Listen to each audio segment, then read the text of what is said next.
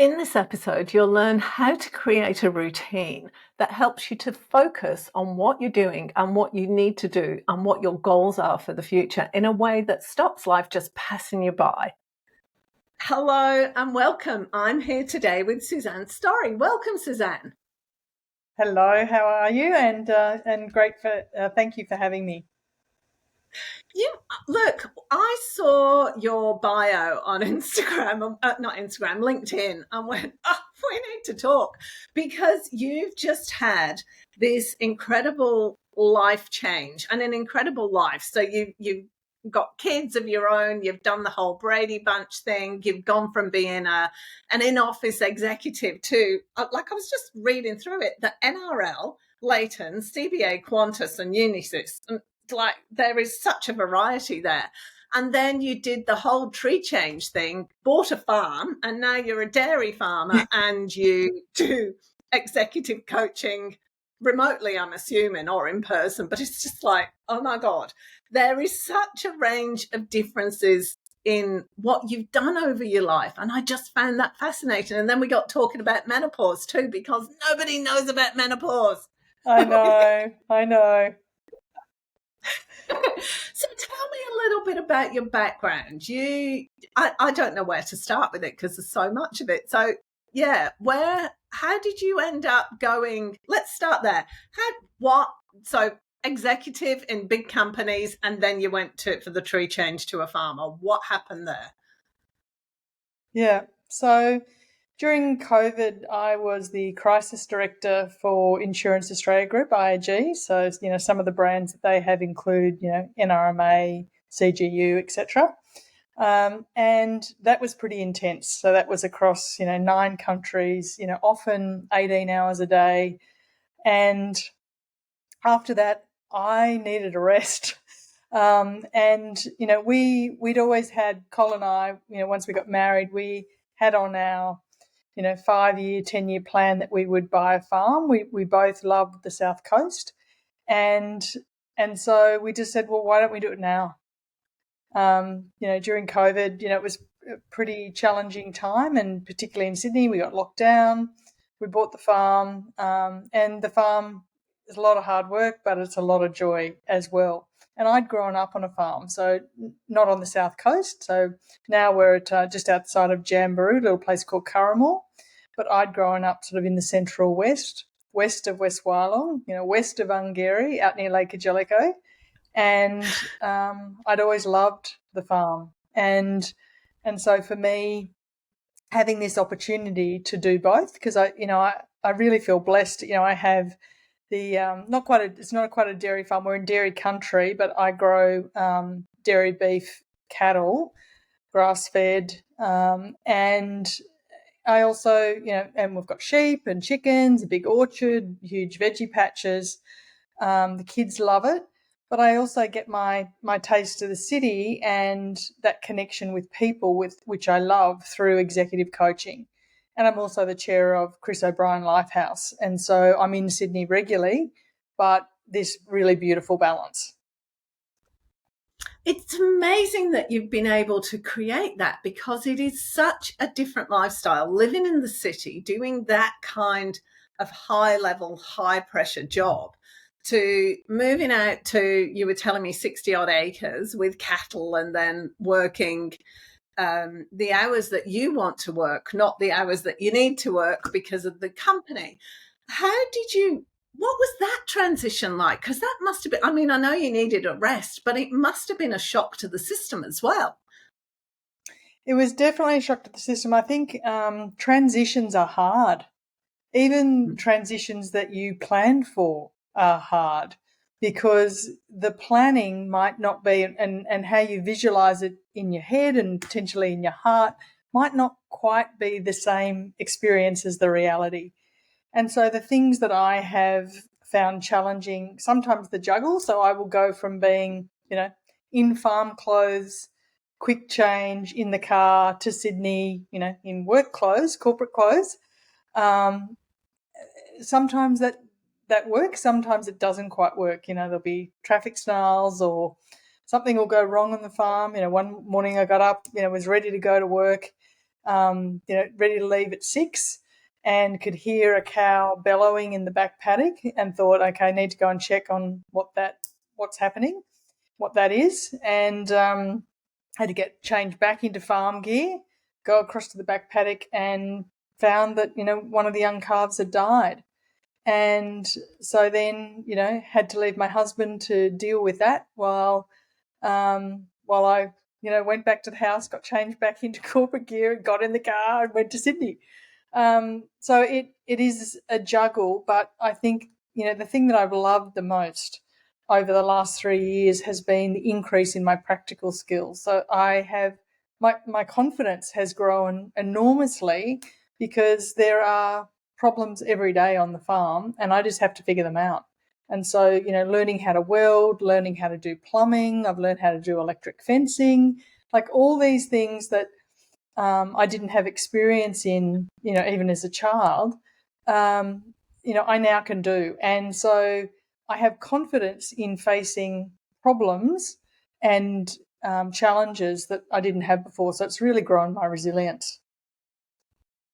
That's really interesting that you say that, because it's, for a lot of people, doing the kind of job you were doing is the pinnacle of success.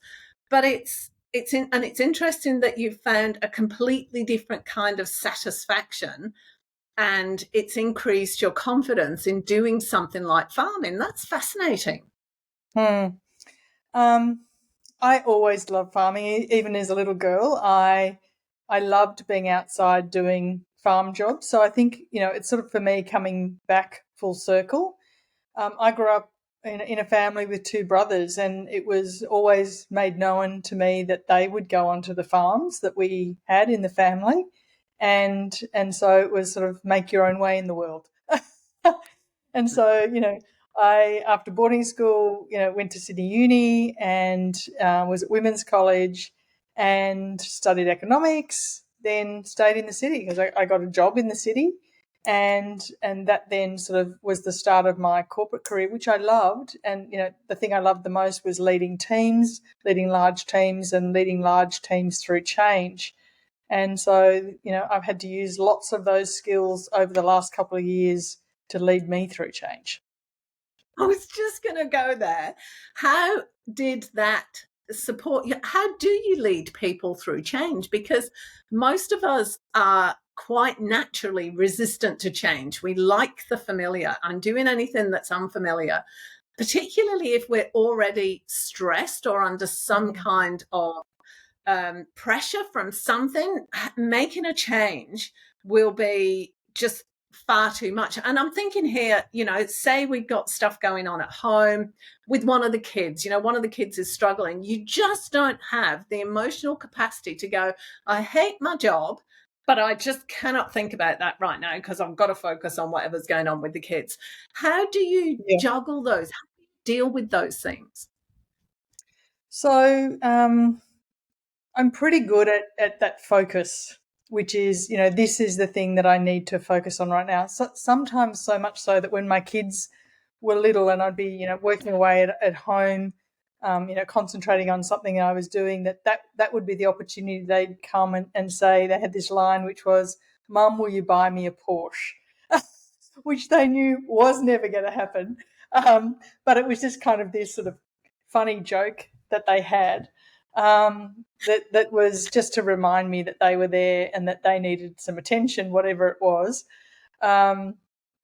So that was, that ability to really concentrate. And my husband says even now that, I can just get lost in whatever it is that I'm doing and have that hyper focus for the period of time that I need to. Sometimes on the farm, I feel like it's just in time learning.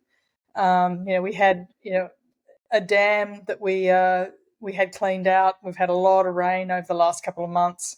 Some plumbing hadn't been finished on that, and I knew more rain was coming. So, I had to go and figure out how big the pipe was, go to the irrigation shop, buy the connecting pipe, go and plumb it in and wait for the rain. And fortunately it held, which is great. But sometimes it's just that just-in-time learning.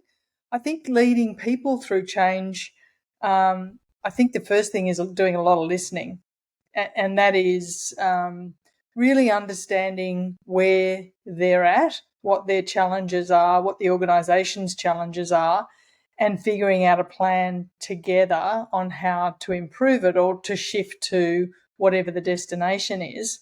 Because if you don't do the listening and work with the people, it's going to be, rejection, and it's just not going to work. And so lots of conversations, lots of engagement, lots of getting them involved so that they can be the champions of whatever the change is and have their fingers in the pie and own the change, and creating wins in that so that, you've got visible progress. It's like anything, we all want to see that we're making progress. And certainly in the coaching work that I do with lots of clients, one of the tools I use is sphere of silence.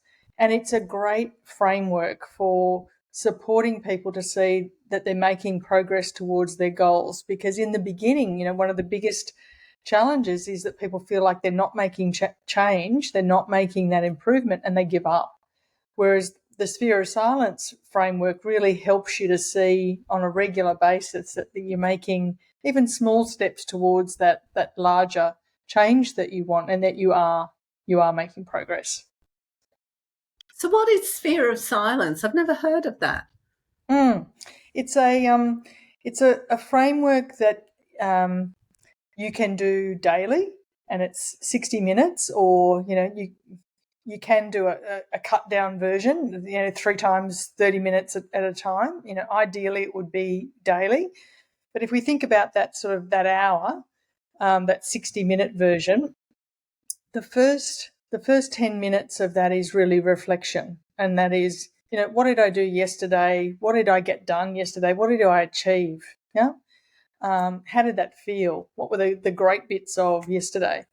The second 10 minutes is writing down. And so this is not on technology. This is, trying to do it old school. Writing down, what is it that I need to achieve today? What do I need to get done? And, this is if you're doing it in the morning. And then that last 30 minutes is, what are the next steps that I could take on some of my medium and long-term goals? And so that first 30 minutes is very much, focused on, what have I been achieving and making progress on, and what do I need to do next today, and longer run than that, medium and longer term goals. And so it really gets you focused on that. And that's the bit that builds your confidence, because you can see, I'm actually getting stuff done. Like, I'm actually working towards things, and I'm doing things that are aligned to my long-term goals. So it's not just, stuff. It's stuff that's aligned to your goals. So that's the first half hour. The second half hour is 3 parts. The first part is reading, and that might be, reading. I'll just show you what I'm reading at the moment. It's kind of fun. Graham Creed's Weatherman Goes Bush book that a friend gave me over Christmas. And so, it could be 10 minutes of reading of that. And then the second 10 minutes is reflecting on what you've read and what could be applicable. What would you like to incorporate in your life out of that? Is there something that had meaning in that period of reading? And by writing it down and doing it by hand, you're also helping your memory. So, one of the unfortunate things is that my dad died of Lewy body's dementia about 5 years ago, and my mum has got dementia. And so I'm pretty focused on me doing whatever I can to do to be healthy into my 80s and my 90s. And so making sure that I'm using my brain and training my brain is pretty important to me. So this actually helps with that as well. So that's that second part of that 10 minutes in that second half hour. And then the final thing is 10 minutes of meditation. And meditation is not something I'm great at, but I am persistent and persevere because I know it's so good for me. And I've been, for years practicing meditation, dipping in, dipping out. But over the last probably 18 months, I've been much better at it. So, a period of meditation during the day and then regular meditation at night. So I'm incorporating, a routine before bed of turning off devices, stretching, all the normal things, clean your teeth, get ready for bed, clean your face, all that sort of stuff, but also then meditation before I sleep.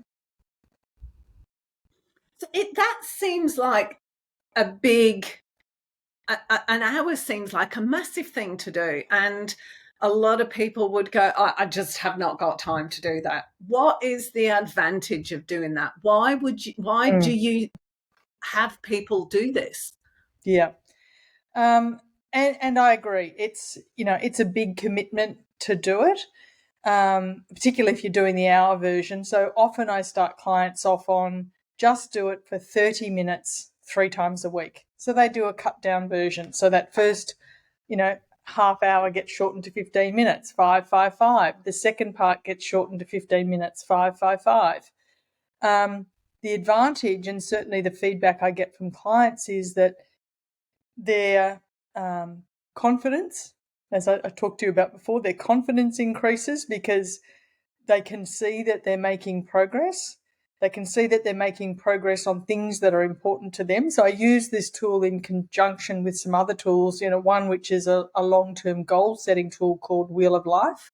And it's helping people to think about what goals do they want to have, not just this year, but 15 years out. Who do they want to be 15 years out?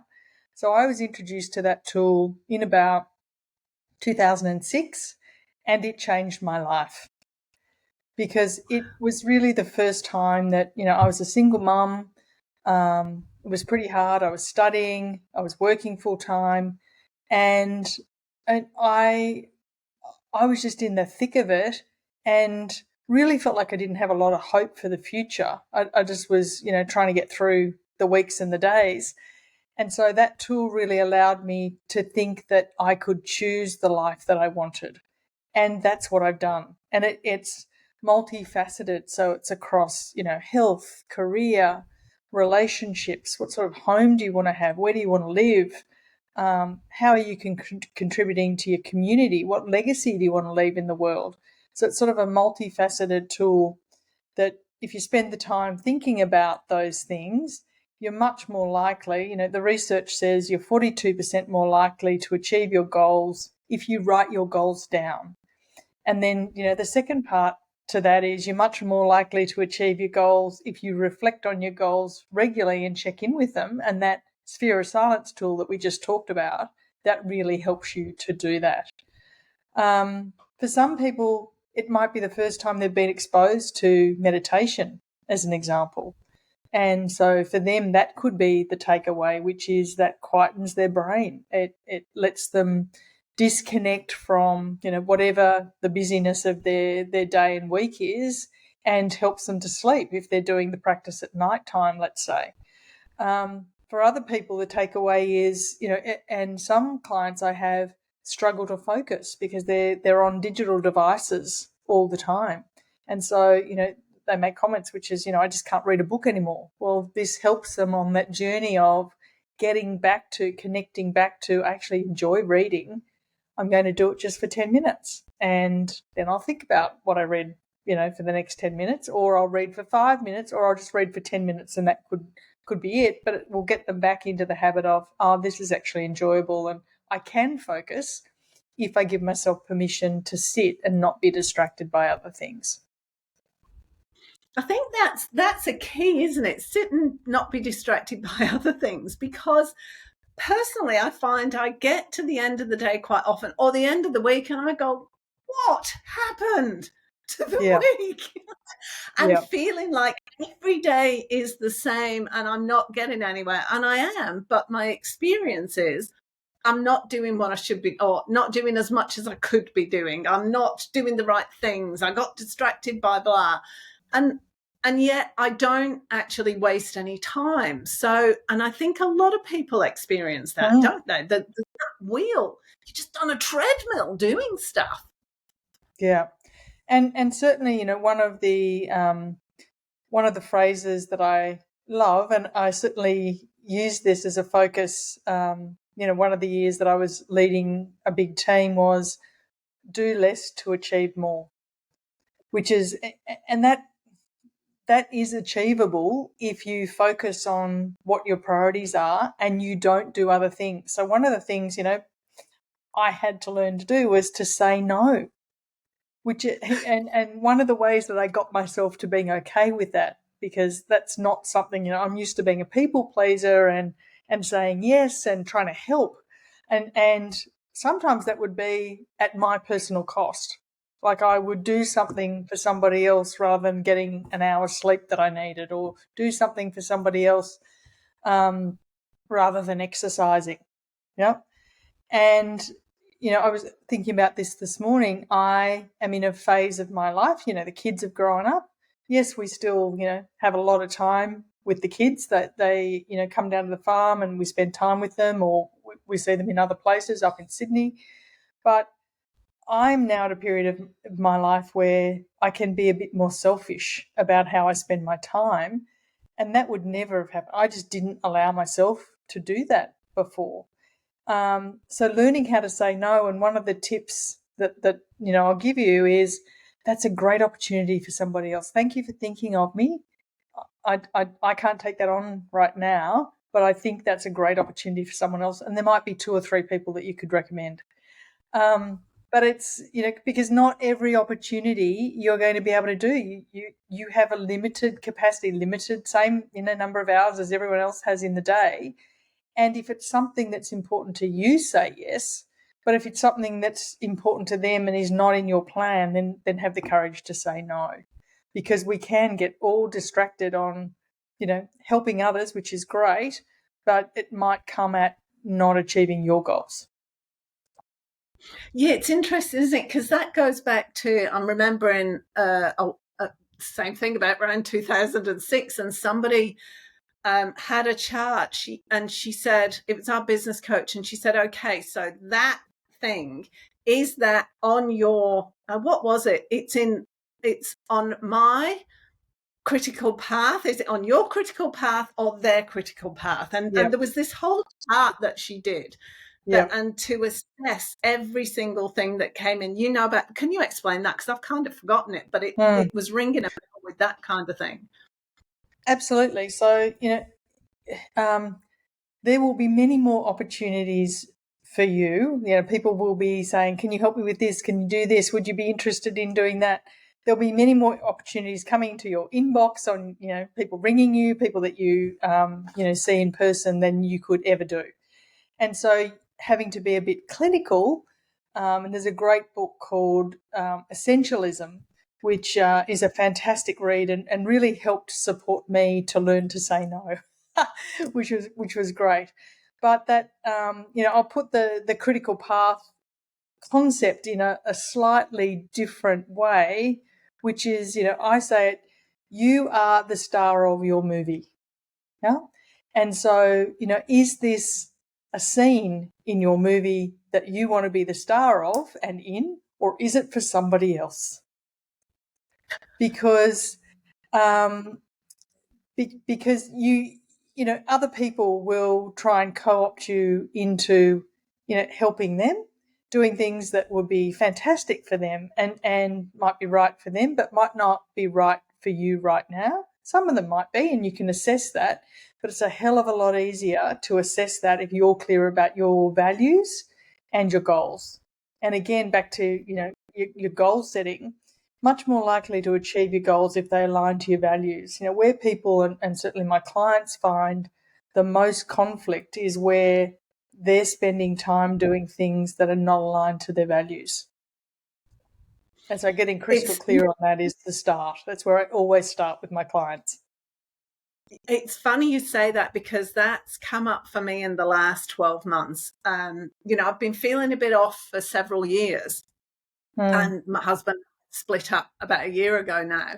And I've realized that most of that feeling of things not being right was actually because slowly, I'd moved away from being in alignment with what's important to me and doing the things that are going to move my life forwards and make me feel good. And it's not about being selfish, but it's almost like it was so little by little over the years, I didn't realize what was going on. And it's only having the opportunity to sit down, reassess things and go, okay, that's actually not important to me. What is important to me is this. And then starting to realign myself constantly. And it's, Yep. and I'm surprised like all the time. A couple of nights I sat down and went, oh my God, I've just realized blah. And I hadn't realized that. And it's so far away from what is important to me. And it's just, yeah. And it's, I think where I'm going with this is I think that's the case for a lot of women when they get to midlife, because we've maybe given up stuff, or we've done stuff because of the kids, or because of our jobs, or because of our husbands, or whatever, or we're a single mum, all of those things. And we don't realize just how far away we are from what's important to us. And that can be the basis of that feeling of, oh, I'm not happy. I think. Exactly. And that can bubble up in lots of different ways, and can impact your health. It can definitely impact your relationships and how you turn up to relationships. So getting that sorted, spending the time reflecting, and then working out what do you want your next chapter to be, and you getting to choose. That's the stuff that I love doing with clients, and working with clients to help them navigate that transition, that process. And that's one of the things you do with the silence and everything. So just as a complete random question here, do you mainly work with women or men, or is it both? And is there a difference in the way they do this? Is there a difference in how they respond to it, and the way it impacts them? Yeah, for sure. So I work with both men and women. I think with women generally, it has been either transitions, which we've just talked about, that stage of life where, what is it I want to do now? With the career coaching, the business coaching that I do, particularly in the city, a lot of that is supporting them through their leadership journeys and their career progression. So it's a little bit different. And then one of the things that we've set up on the farm is Twin Figs Farm workshops, which are sort of retreats for people where they can come for 1 or 2 days. And on the first day, it is really focused on what are their values, doing reflection work, what's working in my life, what do I want to change, who do I want to spend time with, who do I want to be, what do I want to learn? We're wired to learn. And so thinking about, what do I want to learn in the future, this year, next year? So getting them to the reflection, the values work, getting crystal clear on, what are their values, and then that Wheel of Life 15-year goal setting, and giving themselves permission to dream about what sort of life do they want to live in 15 years' time, and then working backwards, that steel thread through that of, across all the different categories, what are the next steps that they need to take to make that a reality. I think men go through exactly the same challenge. From my experience, they're thinking at different stages of their life, is this working? Is this not working? What do I need to change? And so the toolkit is flexible enough to accommodate different life stages. Does it present itself a little differently? Potentially. But I see, in the conversations that I have with people, with men and women, common challenges, and then common solutions, which is great as well. So for some people, it is, helping them to remember to be a bit selfish and take the time to exercise, as an example, or to get enough sleep, or to connect with friends. We know now, like, there's a huge body of research that says that, in order to live a long and fulfilled life, connection with others is critical to that, having a long and happy and healthy life. So, getting them to focus on what are their relationships and the quality of their relationships. That's one that I'm focused on this year because, potentially, and I certainly felt it a little last year, being on the farm, you can be a bit isolated. Even though I'm only 20 minutes from Kiama, 2 hours from Sydney, but when you're actually out here, it can be very quiet, which is great. but I'm making more of an effort to make friends in the local community. Doing things like taking up golf again. Cole and I are doing golf lessons together.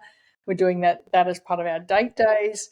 But I'm going to join women's golf competition, and that's an opportunity to connect with other local women and to start a book club out here on the farm, so that it incorporates lots of things. As I said, reading's really important again for that longevity and keeping your brain active, but it gives me an opportunity to connect with people. So lots of great things sort of happening out here at the farm, and it incorporates some of the stuff that we've been talking about. The second day of the retreat, we really focus on that healthy and wellness aspect of life. So we go through nutrition and hydration, and I'm studying nutrition at the moment. So nutrition and hydration, sleep, exercise, stress management, and then turning all that research into practical goals. And Atomic Habits, a great book. So how do you actually convert, this is a great idea, this is a goal that I have, into the actuality of doing the doing, so that the outcome is what you want? Because that's what you want to achieve. Like, it's not just the, writing the goal down on a piece of paper. It's like, how do I actually make that and bring that to life, make it happen and bring it to life? So I'm really enjoying the workshops as well. We've got one coming up on the 8th and the 9th of March. And they're really enjoyable because they're, again, a mix of men and women of different ages. We've had some people who have been, in their late teens, early 20s, right through to, people in their 70s. So it's not that it's age-bound either. And there is joy in bringing people together. The acronym, IRL, in real life. I know it's fantastic that we can do this, virtually, but there's also absolutely joy and, a really human element in being together in person. What's been your biggest challenge over the years? Perfectionism. I wish I had learnt a long time ago. I learnt it later in my career than I should have, and it was probably back to partly being because of my career. Like my first training, so I did an economics degree and then did a master's in tax law, and being right, getting it correct was really important. And so I applied that level of diligence to everything. And so, in my early career as a leader would have been an absolute pain in the ass to work for. And I improved as I got older and more experienced, because yes, there are some things that need to be perfect. And, I'll give examples of board papers where they absolutely need to be right, because the board, of companies will then be making decisions based on the information that you're putting to them. And you want to make sure that you're presenting that accurately, but also that you're making it easy for board members to read the paper and make a decision, be informed. But that level of diligence doesn't need to apply to everything that you do in everyday life. And one of those that I had to learn was in relation to having a clean house. So I was a single mum, I was working full time, 3 little kids, they're studying. And so I had to learn that it didn't have to be perfect, and that was okay. And I wasn't a failure because, the floor didn't get washed that week or whatever it was, because it was actually more important that sometimes I got sleep, that the kids and I went to the park and actually played and laughed with each other. There were things that were a higher priority, but I was pretty tough on myself, and I'm a lot more gentle with myself now. Doesn't mean I let myself get away with stuff and make excuses, but I'm just more thoughtful about where I spend time and where I can not waste effort.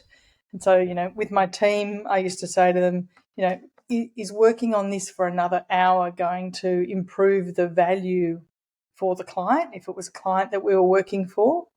If that's so, then, continue to work on it. Is working on it for another 6 hours really going to improve the value so much more? And if it was, then that's fine. But often you can spend 6 hours just tweaking something and it's actually not going to make a difference. And so I've got better at making those judgment calls on when will it make a difference and when won't it. And that's both professionally but also personally. And that could be actually the most important, hour I can spend today is sitting and having a cup of tea with one of the kids, or working on the farm fencing and chatting to them about their week and their life. And that's the most important thing right now. Did you manage, because to have a full-time job, 3 young kids, and be studying at the same time as a single parent, how did you arrange your time so that you fulfilled all those roles? I mean, I can imagine that you could not be a perfectionist when you got that situation going on. Yeah. So there were a couple of funny stories. The kids got color coded. And so that meant that just made my life easier. So color coded in terms of, undies, lunch boxes, socks, all sorts of stuff. And they had, boxes at the front door, which were, red, blue and green, and they knew theirs was a box. So if I was missing a green lunchbox, I knew which child, hadn't got their lunchbox, retrieved their lunchbox out of their bag. So I did, quick tips and tricks like that. My parents were super supportive. So, mum and dad, really at the time when I split up with my ex-husband, they let me 10 grand so I could move out, got sorted and set up. But even beyond that, they really were actively involved. So, mum would come, every couple of weeks, or if I needed to travel for work, she would just come and stay, so that I knew that the kids would be, loved, supported, cared for while I was away. So I was super fortunate that I had their support, and they lived only a couple of hours away. They just lived in Kiama, actually. So it was really easy. I think my friend network, my girlfriends particularly, were really, really helpful. Just to have those conversations, when things were going well, but also when things were not going well. For a period of time, I didn't do stuff that I really should be doing, like exercise. Like I was probably exercising once a week, not, once a day. It was just a matter of making decisions around, what I could do, what I couldn't do. While the kids were little and I had that going on, I was working, studying. I took up painting again. I hadn't painted since I'd been a teenager, because painting was something that I could do to relax and get into flow at home while the kids were in bed sleeping. So that was a way that I found to really have a focus and bring joy and disconnect from work. It was pretty challenging. It wasn't ideal by any stretch of the imagination, but when I think about and I talk to the kids about, what do they remember of their childhoods, and what are some of their happy memories, or, what have they reflected on that they learnt from me? So certainly work ethic they learnt, and they all have that in spades. But they remember cooking. That's one of the activities that we did together, as a family. We would always have Sunday night, roast dinners, and the kids would get involved in cooking, or they'd be helping me, make dessert or cakes or whatever it was. And they're all excellent cooks. I've got 3 boys, and they're all great cooks. So, their girlfriends are pretty happy about that. And it's nice hearing that. They remember that we would do that. We would have music on. We'd be dancing in the kitchen. So it's funny the things that they remember. And foods are very connecting and loving part of life. So, I'm glad that's part of what they remember. And they'll ring me and say, "Mum, can I have that recipe? Can you tell me what's in that?" Or, "Mum, I'm coming down and can you cook this?" So they still get in their special requests. It's funny that it never changes, does it? I ended up starting, I've got a little website going that's got all my recipes on for the kids. I'm fed up of sending recipes to all the different kids. Oh, go and look on there. Yeah.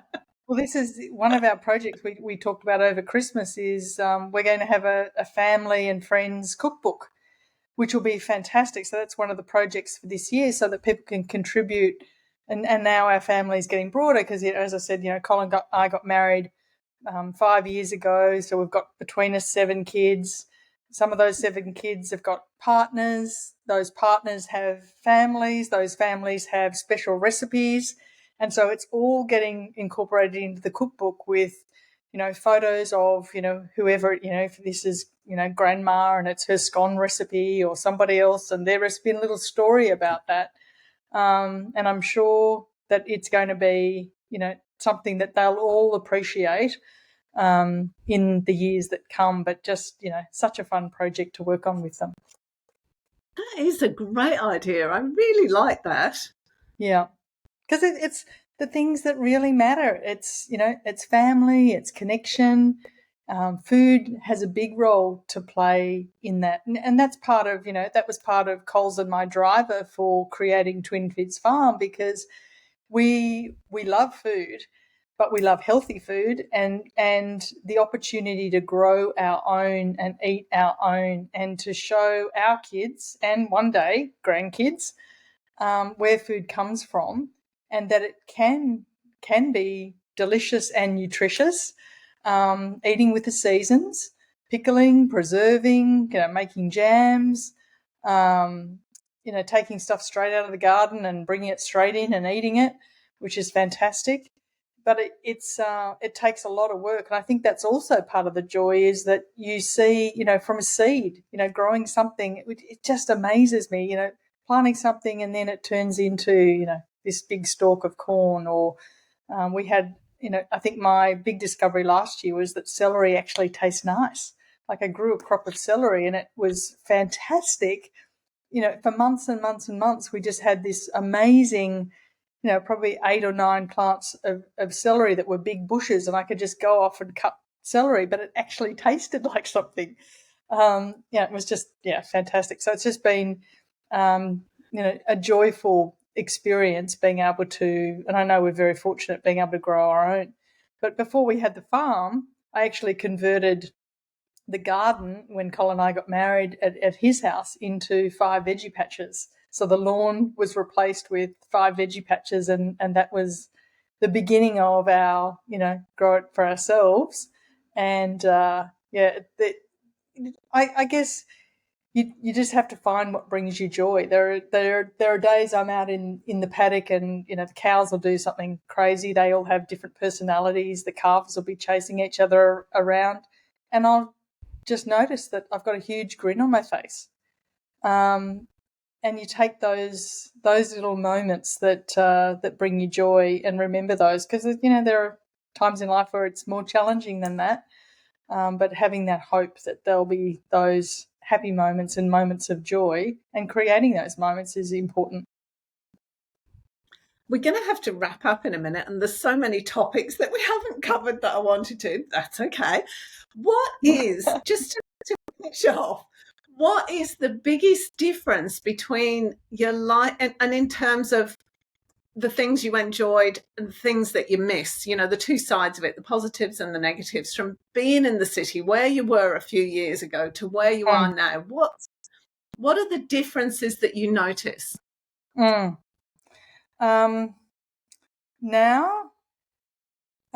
I am much more peaceful as a person. So as I said, I've got more confidence in my ability to deal with challenges, and I think I was pretty good at that before, but this is farming's a whole nother level, and it's a very practical level.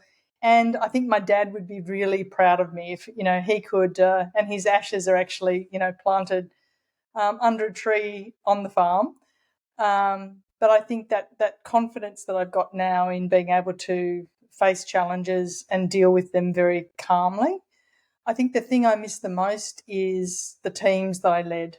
I really enjoyed seeing individuals in my team succeed and us succeed as a team. towards whatever goals we'd set for ourselves for the year or the years that we were, looking at in terms of horizon. I really miss that. But I don't miss that enough because I've had a few opportunities where people have said, oh, would you be interested in this role coming back into, executive career?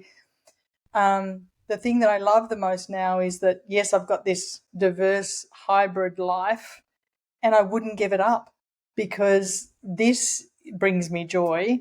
And the challenge of having to juggle those two, what seem very different, sometimes they are very different ways of living. I wouldn't give this opportunity up to go back into an executive career, which is really, they're demanding. They're, 6 days a week and sometimes all consuming.